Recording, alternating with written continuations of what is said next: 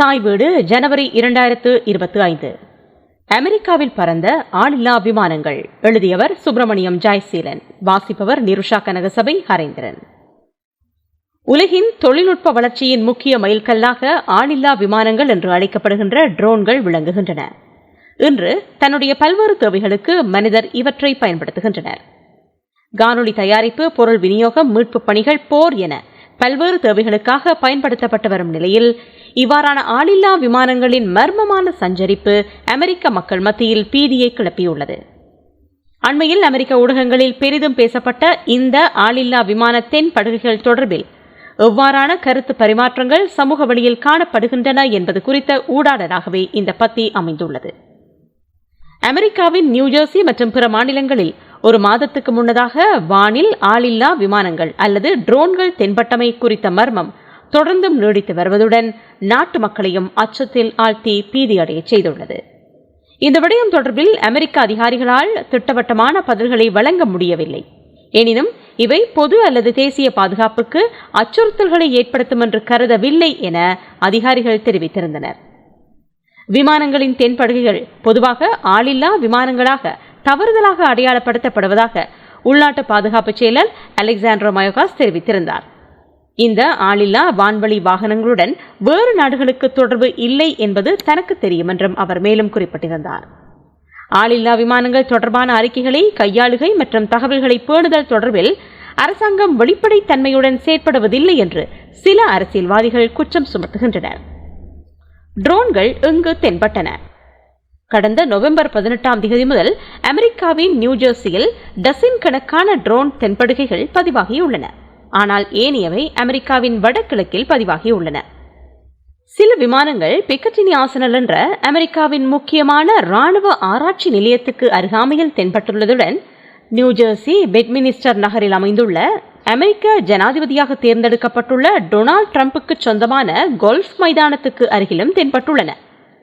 பெட்மினிஸ்டர் மற்றும் பிக்காடினி ஆகிய பகுதிகளில் ஆளில்லா விமானங்கள் பறப்பதனை தடை செய்து தற்காலிக கட்டுப்பாடுகளை சமஷ்டி விமான சேவை நிர்வாக நிறுவனம் விதித்திருக்கிறது. வேறு பல மாநிலங்களிலும் காட்சிகள் பதிவாகியுள்ளன. நியூயார்க் நகரின் பிராங்க்ஸில் கடந்த டிசம்பர் 12 பல ட்ரோன்கள் பறந்ததாக கூறப்படுகிறது. ட்ரோன் செயற்பாடு காரணமாக நியூயார்க் மாநிலத்தில் உள்ள ஸ்டீஃபர்ட் ஏர்ஃபீல்ட் டிசம்பர் 13 அன்று சுமார் 1 மணி நேரம் மூடப்பட்டது என்று ஆளுநர் கேத்தி ஹோச்சூல் குறிப்பிட்டிருந்தார். சந்தேகத்துக்கிடமான ஆளில்லா விமானத்தின் செயற்பாடுகளை கெனடிக் போலீசார் உறுதிப்படுத்தினர். குரோடன் மற்றும் நியூ லண்டன் நகரங்களுக்கு அருகில் ட்ரோன்களை கண்டறியும் கட்டமைப்பு தற்போது நிறுவப்பட்டுள்ளது. மேரிலாண்டில் குடியரசுக் கட்சியின் முன்னாள் ஆளுநர் லாரி ஹோகன் டேவிட்சன் வில்லில் உள்ள தனது வீட்டின் மீது டசின் கணக்கான ட்ரோன்கள் இருப்பதை பார்த்ததாக கூறினார். பாஸ்டனின் மசாசூசெட்ஸில் உள்ள லோகன் சர்வதேச விமான நிலையத்தின் வான்வழிக்கு அருகே ட்ரோன்களை கொண்டு ஆபத்தான செயற்பாடுகளில் ஈடுபட்டனர் என்ற குற்றச்சாட்டில் கடந்த 14 2 பேரை போலீசார் கைது செய்திருந்தனர். பிலடெல்பியா உள்ளிட்ட கிழக்கு பென்சில்வேனியாவில் இவ்வாறான பல ஆளில்லா விமான காட்சிகள் தென்பட்டதாக தெரிவிக்கப்படுகின்றன. வெர்ஜீனியாவில் உள்ள அமெரிக்க ராணுவ முகாமுக்கு அருகாமையில் மர்மமான ட்ரோன்கள் 17 நாட்களாக தென்பட்டதாக கடந்த அக்டோபரில் வால் ஸ்ட்ரீட் ஜேர்னல் தகவல் வெளியிட்டிருந்தது. நவம்பர் பிற்பகுதியில் இங்கிலாந்தில் உள்ள 3 அமெரிக்க விமான தளங்களிலும் ட்ரோன்கள் தென்பட்டன. இந்த விடயத்துடன் அரசாங்கத்துக்கு தொடர்பு இருக்கலாம் என்று பிரித்தானிய பாதுகாப்பு வட்டார தகவல்கள் சந்தேகம் வெளியிட்டுள்ளன. டிசம்பரின் தொடக்கத்தில் ஜெர்மனியில் உள்ள ராம்ஸ்டீன் அமெரிக்க ராணுவ தளத்துக்கு அருகிலும் ட்ரோன்கள் தென்பட்டுள்ளன. ட்ரோன்கள் பற்றிய ஆய்வாளர்களின் நிலைப்பாடு என்ன? இந்த ட்ரோன்களினால் பொது பாதுகாப்புக்கு எவ்வித அச்சுறுத்தல்களும் கிடையாது என்று அமெரிக்க பாதுகாப்பு முகவர்கள் ஊடகங்களிடம் தெரிவித்திருந்தனர்.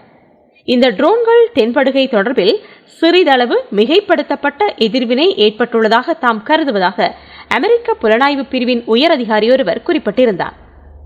வடக்கு கிழக்கில் ஆளில்லா விமானங்கள் தென்பட்ட விவகாரத்துக்கும் வெளிநாட்டு தலையீடுகளுக்கும் எவ்வித தொடர்பும் கிடையாது என்பதே தமது நிலைப்பாடு என்று உள்நாட்டு பாதுகாப்பு செயலர் தெரிவிக்கின்றார்.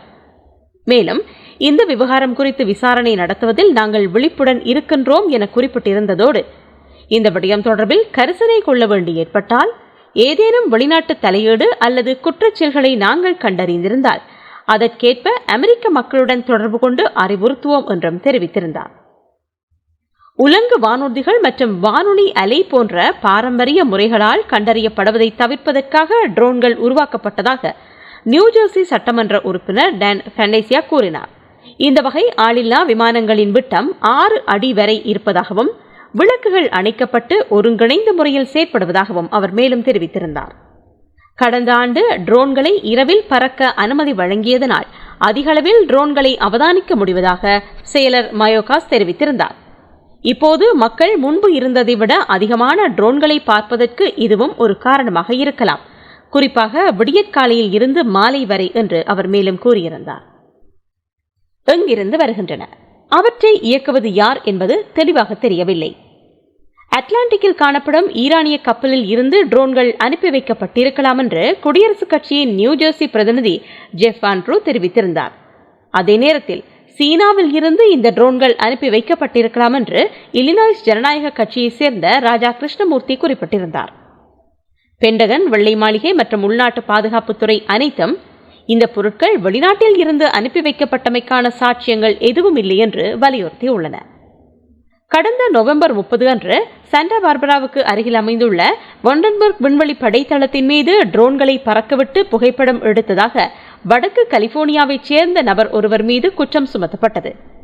39 வயதான சீன நாட்டவரான யின்பியாவோ சோவ் என்ற நபரே சீனாவுக்கு விமானம் ஏறுவதற்கு சற்று முன்பு கைது செய்யப்பட்டார்.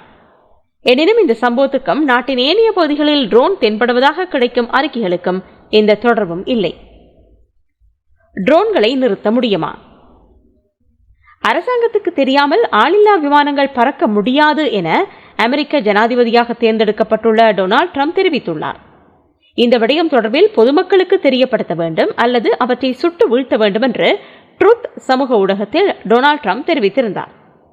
ஆளில்லா விமானங்களை சுட்டு வீழ்த்த வேண்டும் என்று ஜனநாயக கட்சியின் செனட்டர் ரிச்சர்ட் ப்ளூமெண்டலும் கருத்து வெளியிட்டுள்ளார். இருப்பினும் ட்ரோன்களை சுட்டு வீழ்த்துவது சட்டவிரோதமானது என்பது குறிப்பிடத்தக்கது. ட்ரோன்களை கட்டுப்படுத்துவதற்கு மாநிலங்களை அனுமதிக்குமாறு மத்திய அரசுக்கு நியூயார்க் மாநில ஆளுநர் ஹோச்சுல் அழைப்பு விடுத்துள்ளார். மத்திய அரசாங்கம் நியூயார்க் மற்றும் நியூ ஜெர்சிக்கு ட்ரோன் கண்டறிதல் அமைப்புகளை அனுப்ப வேண்டும் என்று செனட் பெரும்பான்மை தலைவர் சக் ஷூமர் கோரியிருக்கின்றார். ஒரு அறிக்கையில் ட்ரோன் ஆபரேட்டர்கள் பாதுகாப்பற்ற அல்லது ஆபத்தான செயற்பாடுகளில் ஈடுபட்டால் $75,000 வரை அபராதம் விதிக்கப்படும் என்றும் அவர்களின் ட்ரோன் செலுத்துவதற்கான உரிமச் சான்றிதழ்கள் ரத்து செய்யப்படும் என்றும் மத்திய விமான சேவை நிறுவனம் அறிவித்துள்ளது. எனினும் இந்த மர்ம ஆளில்லா விமானங்கள் எவை அல்லது எங்கிருந்து அனுப்பி வைக்கப்பட்டுள்ளன என்பது பற்றிய விவரங்கள் எதுவும் வெளியிடப்படவில்லை. வெளிநாட்டு தொடர்பு கிடையாது எனவும் இவற்றினால் தேசிய பாதுகாப்புக்கு அச்சுறுத்தல் கிடையாது எனவும் ஊடகங்கள் செய்திகளை வெளியிட்டிருந்த போதிலும் திடமான வகையில் எவ்வித விவரங்களும் வெளியிடப்படவில்லை. உலகின் மிக அதிநவீன தொழில்நுட்ப வசதிகளை கொண்ட அமெரிக்கா போன்றதொரு வல்லரசு நாட்டினால் சிறிய அளவிலான இந்த ஆளில்லா விமானங்கள் எங்கிருந்து வருகின்றன, யாரால் அனுப்பி வைக்கப்படுகின்றன என்பது பற்றிய தகவல்களை கண்டறிய முடியாத நிலைமை தொடர்வது அமெரிக்க மக்கள் மத்தியில் சலசலப்பை ஏற்படுத்தியுள்ளது.